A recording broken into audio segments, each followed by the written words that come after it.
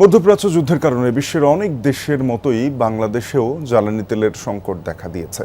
এ নিয়ে অসন্তোষ এখন নিত্যসঙ্গী। পরিস্থিতি মোকাবেলায় খুলনার প্রতিটি ফিলিং স্টেশনে একজন সরকারি কর্মকর্তা নিয়োগ দিয়েছে জ্বালানি মন্ত্রণালয়। ফিলিং স্টেশনে তেল ব্যবস্থাপনা কার্যক্রম তদারকি এবং সমন্বয় করার কথা তাদের, কিন্তু নিয়োগের এক সপ্তাহ পার হলেও বেশিরভাগ ফিলিং স্টেশনেই দেখা মিলছে না কোনো কর্মকর্তার।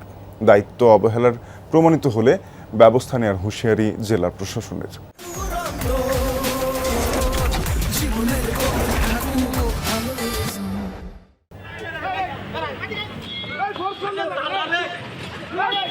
জ্বালানি তেল কিনতে খুলনার ফিলিং স্টেশনগুলোতে গ্রাহকদের মধ্যে এ ধরনের অসন্তোষ এখন প্রতিদিনের ঘটনা। কখনো উত্তপ্ত বাকবিতণ্ডা, কখনো তা গড়াচ্ছে হাতাহাতিতেও।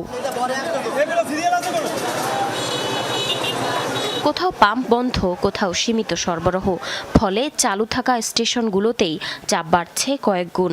ঘন্টার পর ঘন্টা অপেক্ষা শেষে মিলছে মাত্র 200 থেকে 500 টাকার তেল। পরিস্থিতি নিয়ন্ত্রণে গত 28 মার্চ প্রতিটি ফিলিং স্টেশনে একজন করে তদারকি কর্মকর্তা নিয়োগ দেয় সরকার। তেলের সরবরাহ, বন্টন এবং সার্বিক ব্যবস্থাপনা তদারকির কথা তাদের।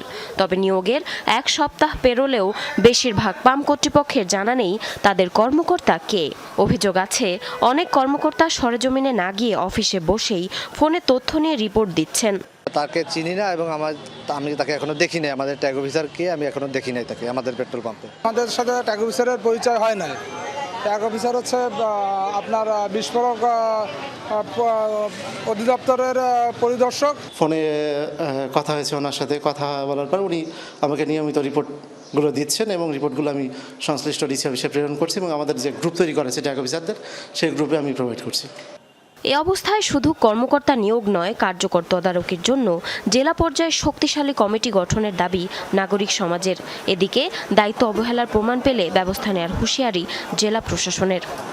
তেল নিয়ে যে তেলস্মাতি চলতেছে এবং জনগণের মধ্যে এটা নিয়ে যে টেম্পার্ড, সেইখানে একজন কৃষি অফিসার, একজন মৎস্য অফিসার, এই জাতীয় অফিসার একজন থেকে তিনি এই সমস্যার সমাধান করতে পারবেন, এটা আমাদের কাছে বিশ্বাসযোগ্য না। বিভিন্ন জায়গায় ট্যাগ অফিসার সঠিক মতো দায়িত্ব পালন করছে না বলে মনে হচ্ছে। তো সেরকম স্পেসিফিক যদি কিছু থাকে বা ওভারঅলও আমরা দেখব যে সত্যিকার অর্থে ট্যাগ অফিসারগুলো তার দায়িত্ব পালন করছে কিনা। যদিও মনিটরিংয়ে আছে, তো মনিটরিংটা আমরা অবশ্যই জোরদার করব। খুলনায় মোট 35টি ফিলিং স্টেশন রয়েছে, এর মধ্যে মহানগরীতেই 17টি। গত বছরের তুলনায় এসব ফিলিং স্টেশনে এবছর সরবরাহ বেড়েছে দ্বিগুণেরও বেশি। তবুও স্বস্তি নেই বাজারে। জারিন অর্নি, যমুনা নিউজ।